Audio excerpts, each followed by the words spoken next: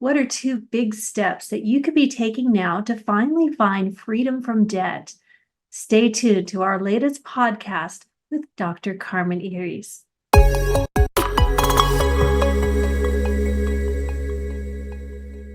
Hey everyone, welcome back to the podcast, Dr. Carmen Iris. If you remember her from our previous podcast, we talked a little bit about money trauma, and that was very popular with a lot of people that had never even heard of that type of topic. But today we're going to talk about something that I think a lot of us can identify with, not just in the spiritual community, but everyone, and that is getting your finances under control and learning to live debt-free. So welcome everyone, Carmen, to the podcast. Tell us a little bit about, how you went from developing this beautiful money trauma program and then thinking about doing this debt-free workshop. Thank you so much for inviting me again. I really appreciate that. The first thing I want to say is that I am not a licensed financial advisor. So I'm not trying to sell any investment advice or anything like that, right? So in this workshop, I'm going to be sharing a step-by-step plan that if you commit and implement correctly, meaning not change anything, you will be debt-free. And yeah, this workshop came about after I taught a 6-week course in which you mentioned the Heal Money Traumas. And in that course, we dive deep into belief systems and we bring our awareness to some deeply rooted money traumas. So after teaching that course, it dawned on me that those students or anyone in general would benefit from a plan that I use to get out of debt. What was your personal experience that got you really excited about talking about this type of program? Yeah, so it's easy to get into debt, right? So in society, it's almost like the norm, right? Take out a car loan, student loan, credit card. It seems to be the norm. But what this does, it makes you a slave to the lender. And eventually you become unhappy because if you're unhappy in a job, right, chances are you'll feel obligated to stay in that environment because it pays your bills, right? It pays your debt. Sometimes we live above our means. So in my 20s, I really became interested in investing. And it led me to Robert Kiyosaki, the author of Rich Dad, Poor Dad. And that was an eye-opener for me. And then I went on to reading lots of other books, the Think and Grow Rich and many more. And then I started to follow Dave Ramsey, etc. So one thing led me to another, and these things aren't really taught in school. So this is what I use to get out of debt myself back when I was in my 20s. And it really works if you commit to following the steps. Yeah, right. So really anybody could benefit from that. I so identified with this topic when you started talking about it. First, I love the money trauma program anyway, because there was so much that I had as far as blockages and how I viewed money. So that for me was a game changer. But I love the simplicity of talking about this type of thing, getting out of debt. It's not probably a popular topic, but I think it's very timely. I think we're living in times where many people are going to be looking at their finances and trying to figure out, one, how that can be less stressful for them. Because really, when you're in financial debt, it is a lot of stress.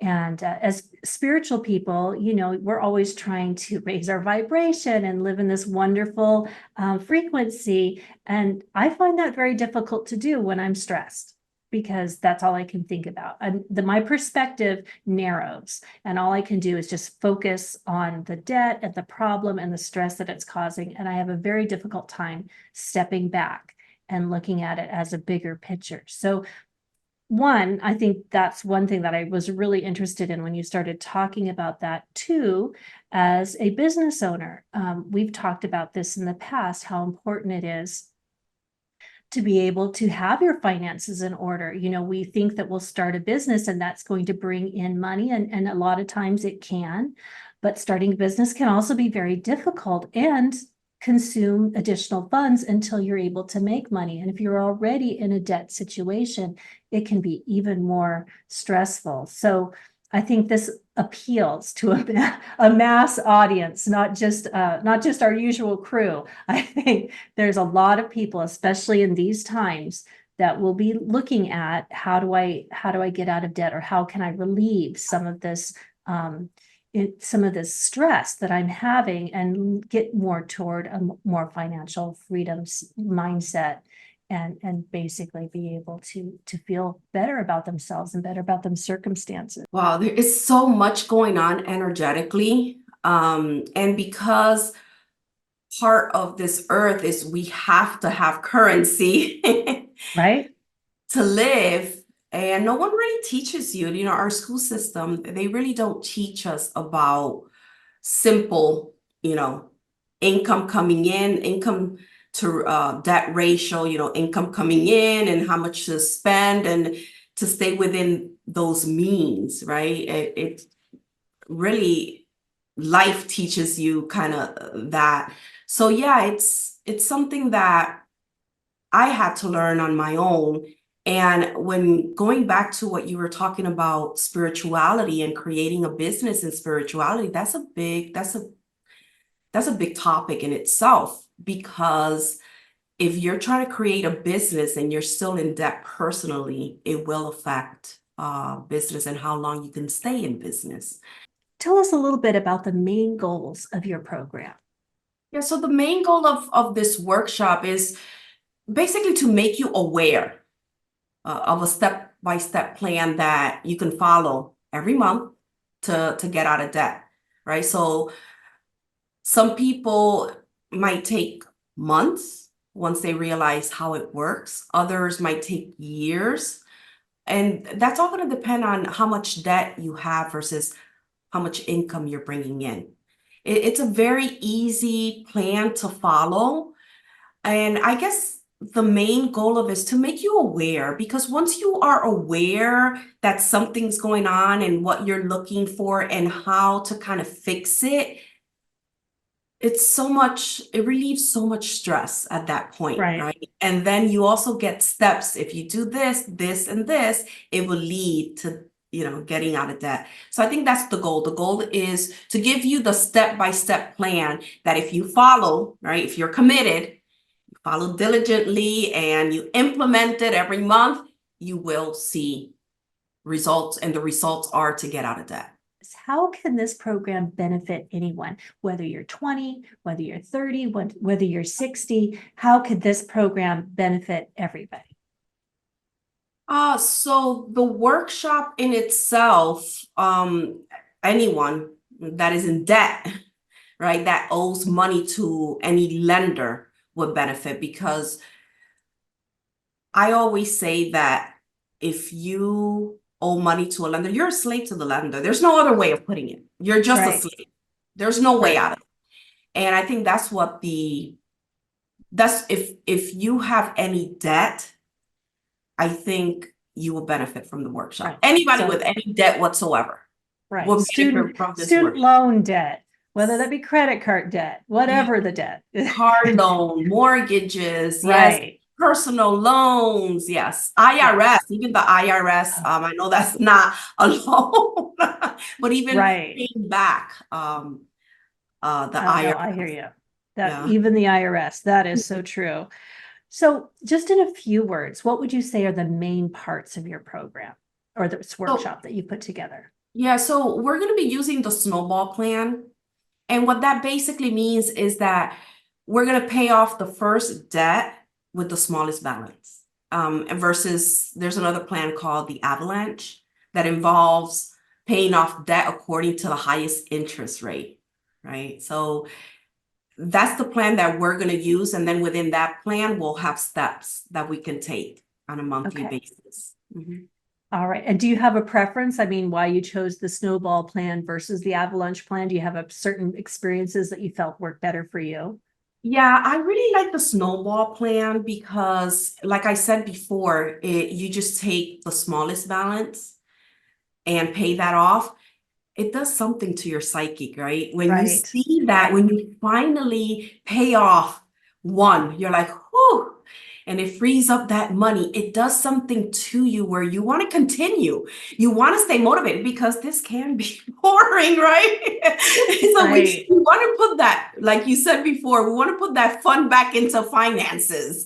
And and once you see that, you can celebrate, you can see that just melting away. That's why I like the snowball plan, because just what it does to you. And if you're going to involve your family, in which I highly recommend you involve your children so Oh, they great can idea. learn, this is Yeah. something that the whole family can celebrate. Oh, They I can really love that. celebrate um, that little milestone. Oh, even if it was $500 or whatever it was, it's still big within, Hmm. you know, the bigger picture, so the bigger goal. So yeah, I like the snowball because of that. The other one, you pay off the highest interest rate, but sometimes with the highest interest rate, you also have a higher amount. Right. Or it could probably be the smallest one as well. But I like to look at it, the smallest, get rid of it, and let's celebrate. So I know we're going to say that dreaded B word, but it's one that I think is probably one of the most important tools. And it's one that I've struggled with. I will be frank. It's budget. So tell us a little bit about how, the importance of the budget and how that plays into your program or the workshop that you're doing. So at its core, budgeting primary function is to ensure an organization, in this case you, have enough resources to meet its goal, right? And in a business, you don't want to have that debt. You want to minimize that. You want to have income, you want to have profits. So it's similar, when you budget, you want to make sure that the end goal is to be to have profit so you can do what matters most, maybe have experiences with your family, trips, so forth and so on, whatever that could be for you. So budgeting is really staying aware, right? Because a budget can help you create financial stability by tracking expenses, following a plan, and a budget makes it easier to pay bills on time, build an emergency fund, and save for major expenses such as car or home, right? So um, budgeting in essence helps you avoid overspending, brings your goal within reach, and can help you keep you out of debt. Right. And it can help prepare for emergency, therefore reducing stress. As much as and it's so funny. The reason why I don't like budgeting is because of the main reason why it's so important is to see where your monthly spending is going. I've saw an ad often on you're doing your phone stuff and little ads will pop up and there's like an app now that will literally keep track of all the little subscriptions that you Mhm. have signed up for. And that is eye-opening to see, I pay $5.99 here, $9.99 here. And all of a sudden, you start going back through that visual and you're like, my gosh, that's like an extra $300 that I just thought, well, it's $5.99. It'll be fine. I won't even worry about it. And then all of a sudden there it is. You're like, oh my gosh, where have I been? What have I been doing? I did force myself to do that the other day. I went through my credit cards just to see what all the little expenses were and where they're coming from. And that was painful, but you have to do it or otherwise, it's like having that cash in your hand. And when you hand the cash out, you're a little bit more aware of where it's going. But when it comes out of a credit card or automatically out of your bank, it's really easy to lose track of. That's something we are going to be doing in the workshop. I am going to give you a budget sheet, and we're going to go back as far between 3 to 6 months back, because you're going to be able to notice any patterns and catch any of that maybe subscriptions that you're not aware that you haven't used in months, like those gym subscriptions. Right. You know, There's that's always hope. There's always hope I'm going to go back. yeah, so in the workshop, you're going to be giving a sheet where you're going to be able to put everything down so you could become aware, because awareness, like you said, is the number one thing. I had a person that I was helping, and her thing was all these like Uber Eats, all these food places that would deliver food, and it was an eye opener how much of that was being spent, how much of her budget was being spent when she could have easily gone grocery shopping and cooked or prepped some food. So yeah, in the workshop, when you fill that form out, I have it here with me. When you fill that form out, it's an eye opener. It really is. Sometimes we do find ourselves at a point where we have overspent. We've overspent what our income is, and it's just at that level where you're like, okay, I'm not getting ahead.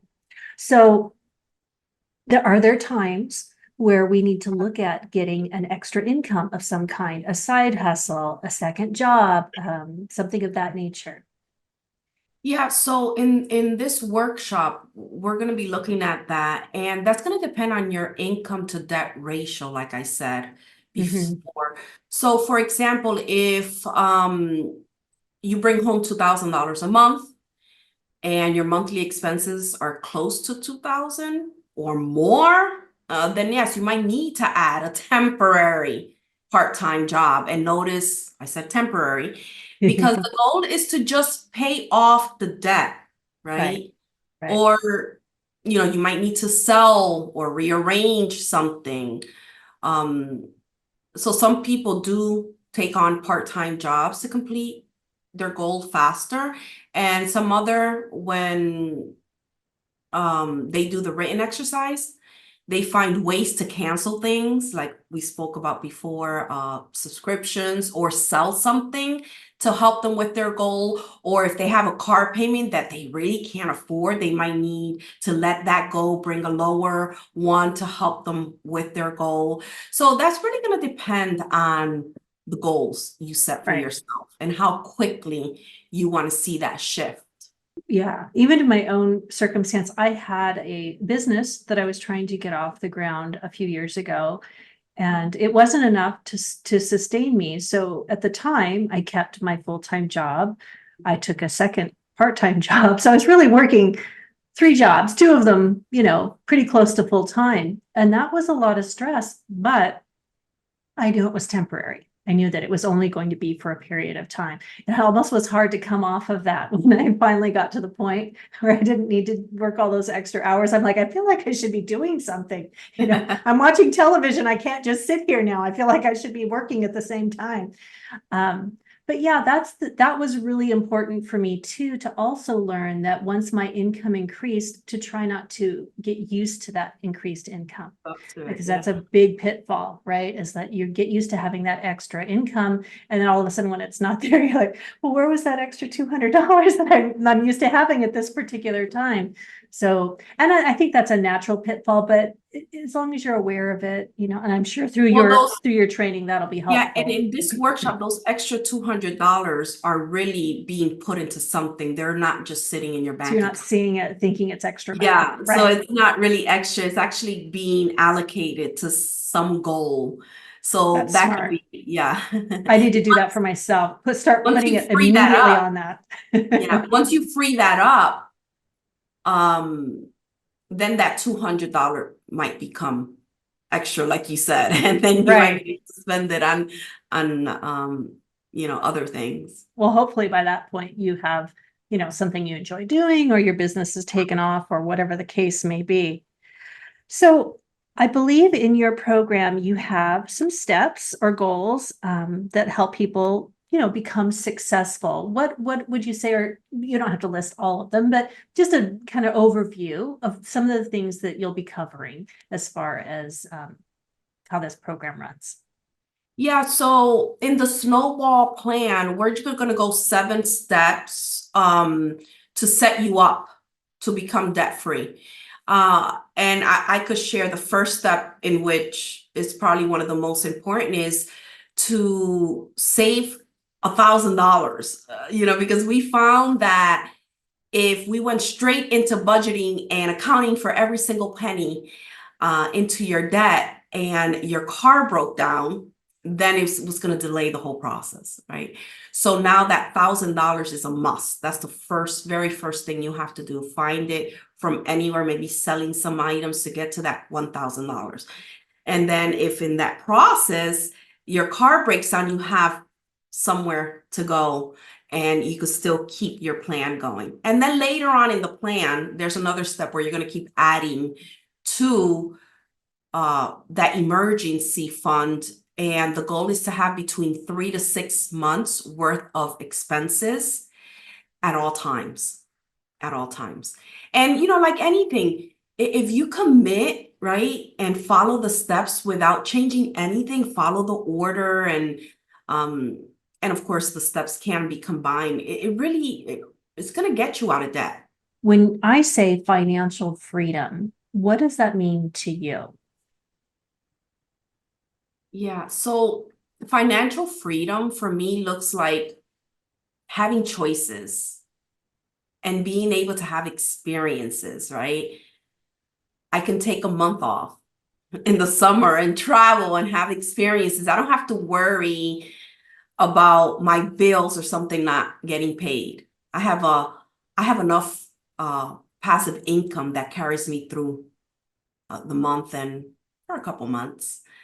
And I can do what I love for work, right? And really discover what I want to do.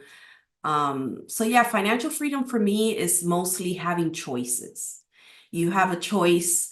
And also I would have to add experiences, because now I have enough to have experiences. And that's one of the biggest thing my son loves. He loves to have experiences. So he wants to travel. He wants to see things. He wants to go to all these museums, and he just wants to have experiences. He just loves having experiences. So I think that's what it does for me. It allows me to have choices. Right. And that's so true. When you're stuck in that, all you can see is the stress, right? And the ability to do extra things seems so far away. So I love that this gives you practical steps, and it may take time, but you're getting somewhere instead of feeling like there's no hope. And I feel like that's the thing that I like to get out of any program, but especially when it does stuff that stresses me out, is to have hope that there's going to be something, on the horizon, that eventually you'll be able to get somewhere that, you can feel good about yourself. You can do the things, you can have the fun experiences. I love that. Okay, Carmen, we promised this in the beginning, so we're going to conclude with this. What are 2 of your top tips to stay out of debt? Well, I would have to say my number 1 is to stay aware and accountable on what you're spending your money. Yeah. Right. So awareness is a big thing. And then the second one, I'm going to say that if you can't pay it in cash, don't buy it. I think those are going to be my 2 top ones for now. Yeah. I think those are the ones that I always try to go by, always being aware of my finances and accountability. And then if I can't buy it in cash, I just won't buy it. Right. And it seems so simple, but it's so true. So true. All right, everyone. We're so thankful for Dr. Carmen Iris to come back and talk to us a little bit about, her take on financial freedom, and also this wonderful workshop that she has coming up. We'll have the link down below, so feel free to check that out. And thank you. Thank you so much for showing up for us today, so that we can hopefully get a little bit of little financial freedom for ourselves. Thanks, Dr. Carmen.